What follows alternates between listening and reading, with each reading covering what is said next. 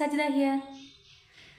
ഞാൻ ഇന്ന് വന്നേക്കുന്നത് നമ്മുടെ അവതാരകയും അഭിനേത്രിയൊക്കെ ആയിട്ടുള്ള നമ്മുടെ അശ്വതി ശ്രീകാന്ത് എഴുതിയ കാളി എന്ന് പറഞ്ഞൊരു പുസ്തകത്തിൻ്റെ റിവ്യൂ ആയിട്ടാണ് ഞാൻ വന്നിട്ടുള്ളത്. ഒരുവിധ ആൾക്കാരൊക്കെ വായിച്ചിട്ടുണ്ടാവും എന്ന് വിചാരിക്കുന്നു. ഒരു 9 സ്റ്റോറീസ് ഉള്ളൊരു പുസ്തകമാണിത്, കാളി എന്ന് പറയുന്നത്. 9 സ്റ്റോറീസിൽ 9 സ്ത്രീ കഥാപാത്രങ്ങളെ ഉൾക്കൊള്ളിച്ചിട്ടുള്ളതാണ്. 9 ടൈപ്പ് ഓഫ് ലേഡീസാണ്. പലരെയും നമ്മുടെ ലൈഫിൽ കണ്ടിട്ടുണ്ടാവാം. ഇതുപോലത്തെ ആൾക്കാർ നമുക്ക് നേരിട്ടോ അല്ലാതെയോ അറിയുമായിരിക്കാം.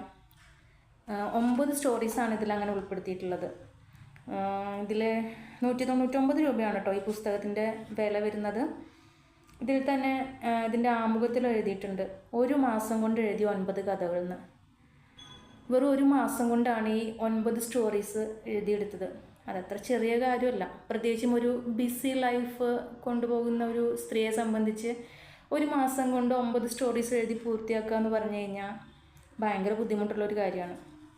അപ്പോൾ ഇതിൽ സ്റ്റോറീസ് വരുന്നത് കൊക്കൂൺ മുതൽ ആകാശം വരെ, പൊരുത്തം, കാളി, മൾബറി, ചിത്തിര, ചന്ദ്ര, ഓണയർ, കാടിറങ്ങുമ്പോൾ, കള്ളി, അങ്ങനെ ഒരു 9 സ്റ്റോറീസാണ്. 9 ഡിഫറെൻറ്റ് ടൈപ്സ് ഓഫ് ലേഡീസാണ് 9ലും ഇതിനെ ഈ സ്റ്റോറീനെ മുന്നോട്ട് കൊണ്ടുപോകുന്നത്. ഇതിൽ എനിക്ക് പേഴ്സണലി ഇഷ്ടപ്പെട്ടത് 2 സ്റ്റോറീസാണ്. ഒന്ന് കൊക്കൂൺ മുതൽ ആകാശം വരെ എന്നുള്ളതും, പിന്നെ ഒന്ന് മൾബറി എന്നുള്ള സ്റ്റോറി. ഇത് രണ്ടും എനിക്ക് ഭയങ്കരമായിട്ട് ഇഷ്ടപ്പെട്ടിട്ടുള്ള സ്റ്റോറീസാണ്.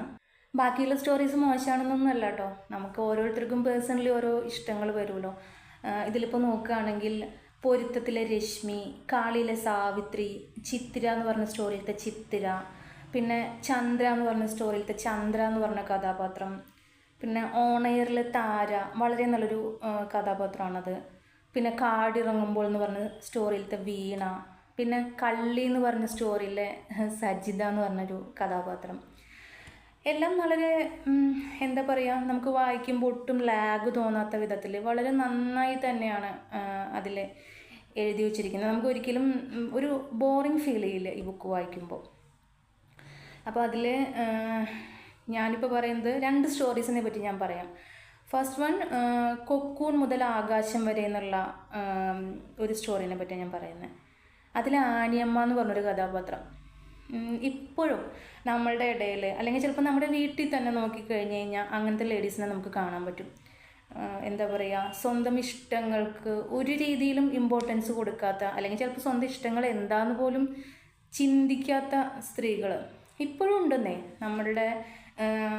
നമ്മുടെ ചുറ്റുവട്ടത്തൊക്കെ ഉണ്ട് ഇപ്പോഴും അങ്ങനത്തെ സ്ത്രീകൾ.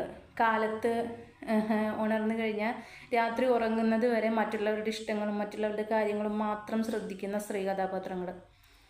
അപ്പോൾ അങ്ങനെ ഒരു ലേഡി ആനിയമ്മ എന്ന് പറയുന്ന ഭർത്താവിൻ്റെ ഇഷ്ടങ്ങൾക്ക് മാത്രം അനുസരിച്ച് ഡ്രസ്സിൻ്റെ കളറും ഭക്ഷണവും, അതായത് ഈ എല്ലാ കാര്യങ്ങളും ഭർത്താവിൻ്റെ ഇഷ്ടത്തിന് മാത്രം മുന്നോട്ട് പോയിരുന്ന ഒരു സ്ത്രീ ഭർത്താവിൻ്റെ മരണശേഷം അവരെ എന്താ പറയുക, അവരുടെ ഇഷ്ടങ്ങളും അവരുടെ ആഗ്രഹങ്ങളൊക്കെ ചെയ്ത് ലൈഫ് ഒരു ആഘോഷമാക്കി മാറ്റുന്നൊരു കഥയാണത്. അതായത് ഭർത്താവ് മരിച്ചതിന് ശേഷമാണ് അവർ ഡ്രസ്സ് എടുക്കാൻ പോകുമ്പോൾ അവരുടെ കൂടെ ഉണ്ടായിരുന്ന സ്ത്രീ ചിന്തിക്കുന്നൊരു രംഗമുണ്ട്. കാരണം എന്താ വെച്ചാൽ അവരുടെ കൺസെപ്റ്റിൽ അതുവരെ ഈ പറയുന്ന ആനിയമ്മയുടെ ഡ്രസ്സുകളെല്ലാം മങ്ങിയ കളേഴ്സായിരുന്നു. അപ്പോൾ ആ സമയത്ത് പെട്ടെന്ന് അവരുടെ ഇഷ്ടം പറയുമ്പോൾ ഇതായിരുന്നു അവരുടെ ഇഷ്ടം എന്ന് നമുക്ക് എന്താ പറയുക, നമുക്ക് ആ ഒരു ഇതിൽ മനസ്സിലാക്കാൻ പറ്റും. അത്രയും കാലം അവർ ഭർത്താവിൻ്റെ ഇഷ്ടങ്ങൾക്കും അനുസരിച്ചുള്ള ഡ്രസ്സുകൾ മാത്രമേ സെലക്ട് ചെയ്തിരുന്നുള്ളൂ എന്നുള്ളത്. അവിടുന്ന് അങ്ങോട്ട് എല്ലാ കാര്യങ്ങളും ലാസ്റ്റ് അവരൊരു ട്രിപ്പ് പോകാൻ പ്ലാൻ ചെയ്യുന്നത് ഉൾപ്പെടെ, ശരിക്കും കഥയുടെ പേര് പോലെ തന്നെ കൊക്കൂണിൽ നിന്ന് പൊട്ടി പുറത്ത് വന്ന് ആകാശം സ്വന്താക്കുന്നൊരു സ്ത്രീയുടെ കഥയാണ് കൊക്കൂൺ മുതൽ ആകാശം വരെ എന്നുള്ളത്. പിന്നെ അടുത്തത് എനിക്ക് ഇഷ്ടപ്പെട്ടൊരു കഥ എന്ന് പറയുന്നത് മൾബറി എന്ന് പറഞ്ഞൊരു കഥയാണ്. ഇന്നത്തെ കാലഘട്ടത്തിലത്തെ പാരൻസ് തീർച്ചയായിട്ടും വായിച്ചിരിക്കേണ്ട ഒരു സ്റ്റോറിയാണ് മൾബറി എന്ന് പറയുന്നത്. ഇപ്പോൾ ശരിക്കും പറഞ്ഞു കഴിഞ്ഞാൽ കുട്ടികളുടെ വിദ്യാഭ്യാസവും അവരുടെ കരിയറും ഒരു പ്രസ്റ്റീജ് ഇഷ്യൂ ആയിട്ട് പാരൻസ് കാണുന്നൊരു കാലഘട്ടമാണത്. അല്ലാത്തവരും ഉണ്ടായിരിക്കാം, പക്ഷേ ഓൾമോസ്റ്റ് എല്ലാവരും അങ്ങനെയൊക്കെ തന്നെയാണ്. എൻ്റെ മോൻ ഡോക്ടറാണ് അല്ലെങ്കിൽ എൻജിനീയറാണ് അല്ലെങ്കിൽ അതിലും ആ ഒരു രീതിയിലേക്ക് മക്കളെ ആക്കാൻ, നമ്മളുടെ ഇഷ്ടങ്ങളിലേക്ക് മക്കളെ കൊണ്ടുവരാൻ ട്രൈ ചെയ്യുന്ന പാരൻസാണ് ഇപ്പോൾ കൂടുതലുള്ളത്. അതൊന്നും ചിലപ്പോൾ നമ്മൾ ഇപ്പോൾ ഒരു 10th കഴിഞ്ഞാൽ അടുത്തൊരു സബ്ജക്റ്റ് എന്തെടുക്കണം, നീ എന്താവണം എന്നുള്ളത് നമ്മളാണ് ഡിസൈൻ ചെയ്യുന്നത്. അപ്പോൾ നമ്മളുടെ ഇഷ്ടങ്ങളിലേക്ക് നമ്മുടെ മക്കളെ കൊണ്ടുവന്നാൽ അവരുടെ ലൈഫ് ആര് ജീവിക്കും? അവർക്കും ഉണ്ടാവും അവരുടേതായ ഇഷ്ടങ്ങൾ. എൻ്റെ ഒരു അഭിപ്രായത്തിൽ നാളെ ഒരിക്കലും നിങ്ങളിങ്ങനെ പറഞ്ഞതുകൊണ്ടാണ് എൻ്റെ കരിയർ ഇങ്ങനെ ആയത് അല്ലെങ്കിൽ എൻ്റെ ലൈഫ് ഇങ്ങനെ ആയത് എന്ന് മക്കൾക്ക് പറയാൻ ഒരിക്കലും ഒരു സാഹചര്യം കൊടുക്കരുത്.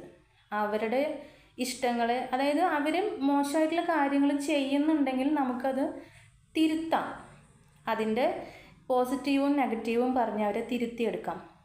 പക്ഷെ നമ്മൾ ചിന്തിക്കുന്നത് തന്നെ ചെയ്യണം എന്നൊരിക്കലും നമ്മൾ അവരെ പ്രഷർ ചെയ്യരുത്. ഒരിക്കലും ഒരു 100% മാർക്ക് വാങ്ങുന്നതൊന്നുമല്ല ലൈഫിൻ്റെ സക്സസ്. കരിയർ വേണം ജീവിക്കാൻ, അത് ഇമ്പോർട്ടൻ്റ് ആയിട്ടുള്ള കാര്യമാണ്. പക്ഷെ എന്ത് ചെയ്യണമെന്ന് തീരുമാനിക്കാനുള്ളൊരു സ്പേസ് അവർക്ക് കൊടുക്കണം. അപ്പോൾ അതിനെപ്പറ്റി പ്രതിപാദിക്കുന്ന ഒരു സ്റ്റോറിയാണ് ഈ മൾബറി എന്ന് പറയുന്നത്. അപ്പോൾ ഈ 2 സ്റ്റോറിയാണ് എനിക്ക് ഭയങ്കരമായിട്ട് ഇഷ്ടപ്പെട്ടിട്ടുള്ളത്. അപ്പോൾ 9 പെൺജീവിതങ്ങളെ പറ്റി പ്രതിപാദിക്കുന്ന ഒരു നല്ല പുസ്തകമാണ് കാളി എന്നുള്ളത്. അപ്പോൾ വായിച്ചവരുണ്ടെങ്കിൽ നിങ്ങളുടെ അഭിപ്രായങ്ങൾ, നിങ്ങൾക്ക് ഇഷ്ടപ്പെട്ട സ്റ്റോറി ഏതാണെന്നൊക്കെ കമൻസായിട്ട് അറിയിക്കുക. വായിക്കാത്തവരുണ്ടെങ്കിൽ ഓടിപ്പോയി വായിച്ച് അഭിപ്രായം വന്ന് പറയൂ കേട്ടോ. അപ്പോൾ നമുക്ക് നാളെ മറ്റൊരു വീഡിയോ ആയിട്ട് കാണാം.